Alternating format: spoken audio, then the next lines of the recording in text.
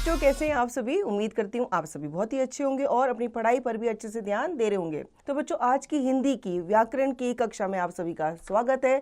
शुरू करते हैं हमारा अगला अध्याय, जिसका नाम है कारक, जिसे हम केस भी कहते हैं। पढ़िए और समझिए। संकेत बॉक्स में से उचित प्रसर्ग लिखकर वाक्य पूरे कीजिए। अब यहाँ पे आपको चित्र दिए गए हैं, इन चित्र को आपको ध्यान से देखना है और फिर वाक्यों को पूरा करना है। जैसे कि फल टोकरी डैश रखे हैं, तो यहाँ पे क्या आएगा, फल टोकरी में रखे हैं। इसी प्रकार से आप बाकी के चित्र देखेंगे और इन वाक्यों को पूरा करेंगे। पाठ प्रवेश कर लेते हैं बच्चों। कारक वह व्याकरणिक इकाई है जो वाक्य के संज्ञा सर्वनाम शब्दों का संबंध वाक्य से प्रयुक्त क्रिया व अन्य शब्दों से बताती है। जैसे गीतिका पेंसिल लिखती है, गीतिका पेंसिल से लिखती है। यह कार राघव है, यह कार राघव की है। ऊपर के प्रत्येक वाक्य के दो दो रूप हैं। पढ़ने पर पहला रूप गलत प्रतीत होता है और दूसरा रूप सही प्रतीत होता है। इसका कारण है दूसरे वाक्य में लगे से और की चिन्हों का प्रयोग। ये चिन्ह ही वाक्य के शब्दों को आपस में संबंध स्थापित करते हैं। ये सभी कारक चिन्ह हैं। इन विभक्तियां या प्रसर्ग भी कहते हैं। पर का अर्थ पीछे और सर्ग का अर्थ जुड़ना है। प्रसर्ग या विभक्ति चिन्ह संज्ञा अथवा सर्वनाम शब्दों के बाद लगाए जाते हैं। अब इसकी परिभाषा देख लेते हैं बच्चों।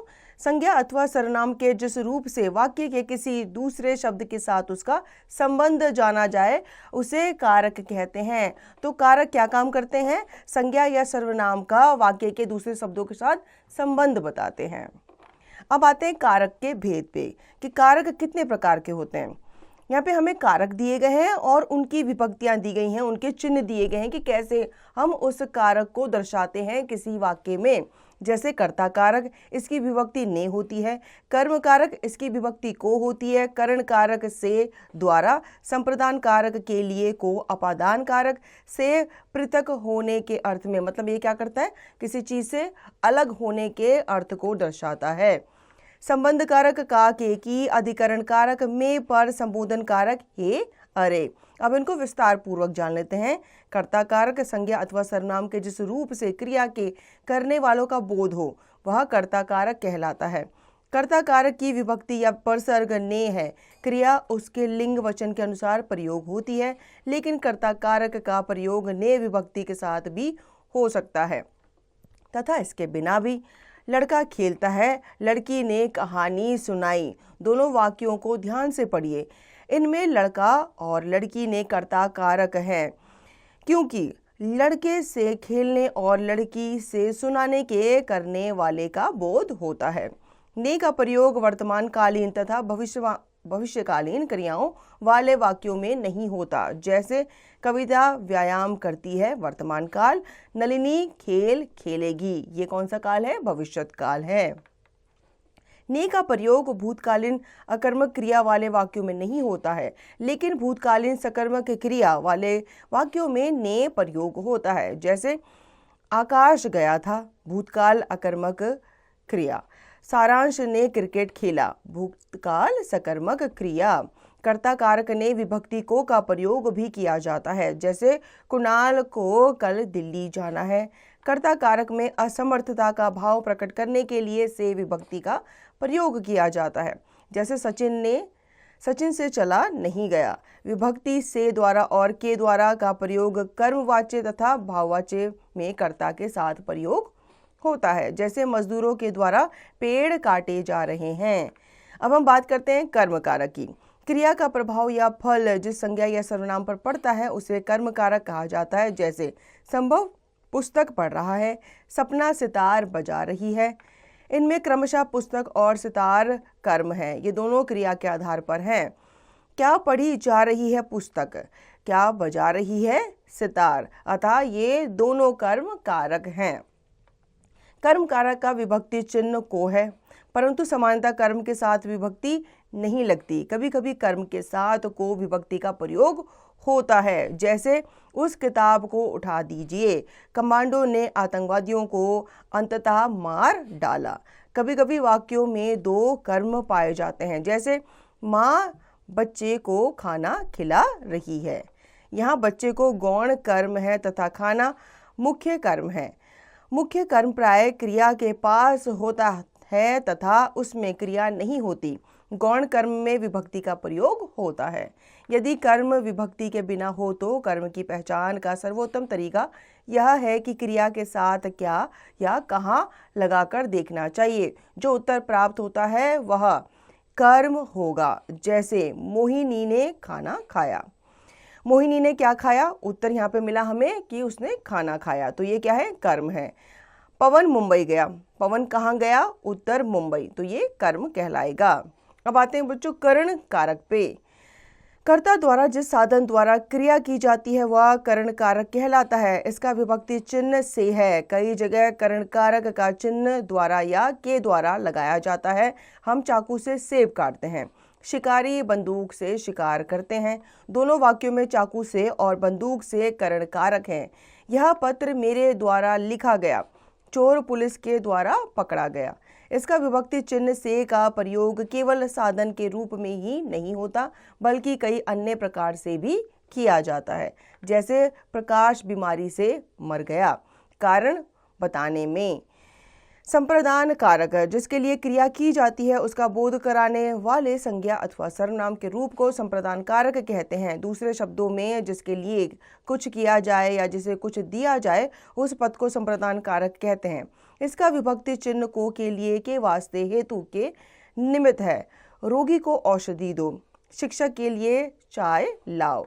दोनों वाक्यों में रोगी को और शिक्षक के लिए संप्रदान कारक है। कर्म और संप्रदान कारक में अंतर। को विभक्ति का प्रयोग कर्म एवं संप्रदान कारक दोनों में प्रयुक्त होता है।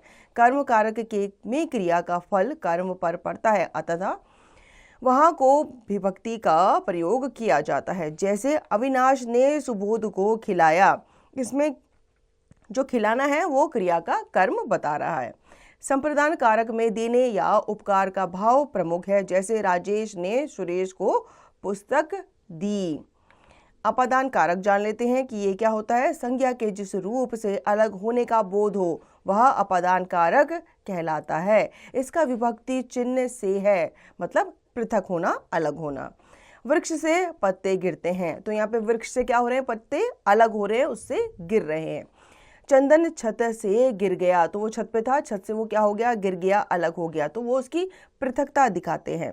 इन वाक्यों में वृक्ष से और छत से अपादान कारक है।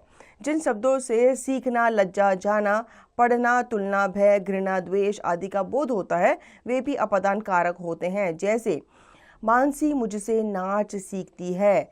बच्चे बड़ों से शर्माते हैं। शुभम मुंबई से चेन्नई चला गया। हम अध्यापक से पढ़ते हैं। मृणाल कुणाल से तेज है। शेर से डर लगता है। मुझे झूठ से घृणा है।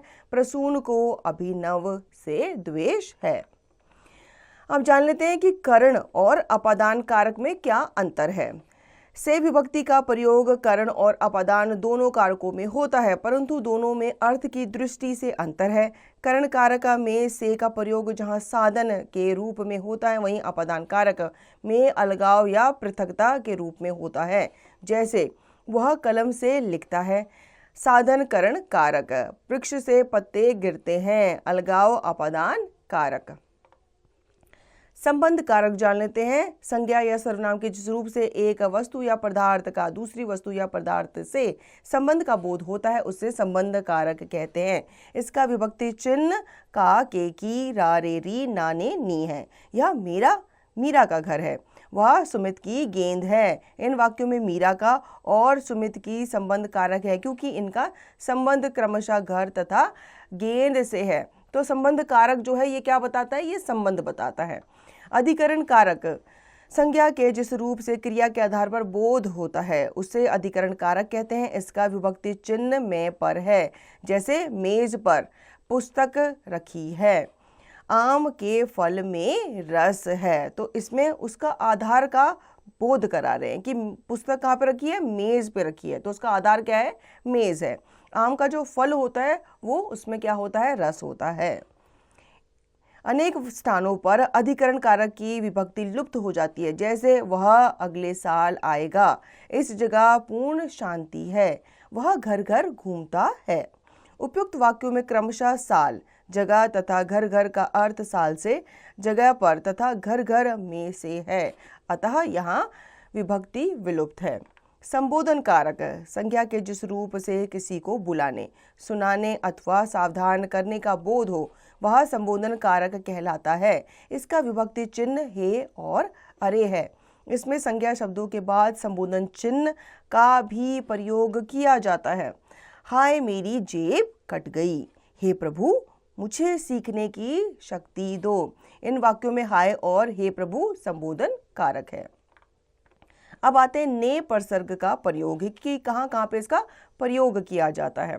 सकर्मक क्रियाओं के सामान्य भूत, आसन्न भूत, संदिग्ध भूत तथा पूर्ण भूत कालों में कर्ता के बाद ने परसर्ग लगता है। जैसे राशि ने आम खाया, सामान्य भूत, सचिन ने आम खाया है, आसन्न भूत, ऋत्विक ने आम खाया होगा, संदिग्ध भूत, और जेता ने आम खाया था, पूर्ण भूत।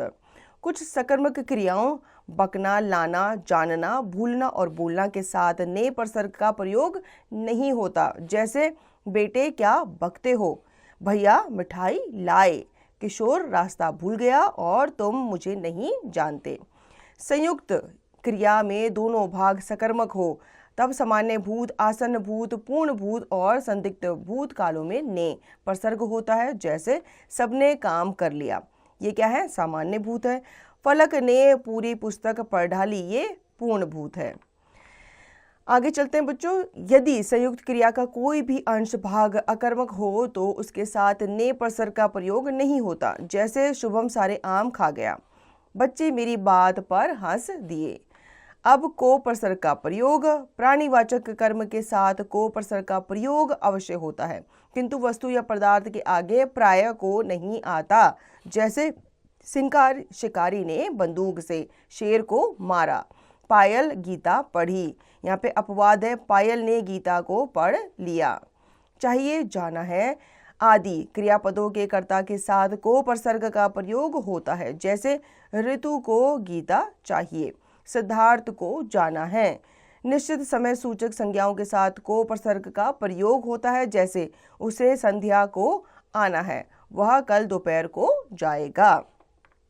अब बच्चों हमने इस पाठ में सीखा कारक का शाब्दिक अर्थ होता है करने वाला। वाक्य में प्रयुक्त संज्ञा अथवा सर्वनाम पदों का जो रूप उनका संबंध क्रिया के साथ बताता है वह कारक कहलाता है। कारक के 8 भेद होते हैं। कौन कौन से?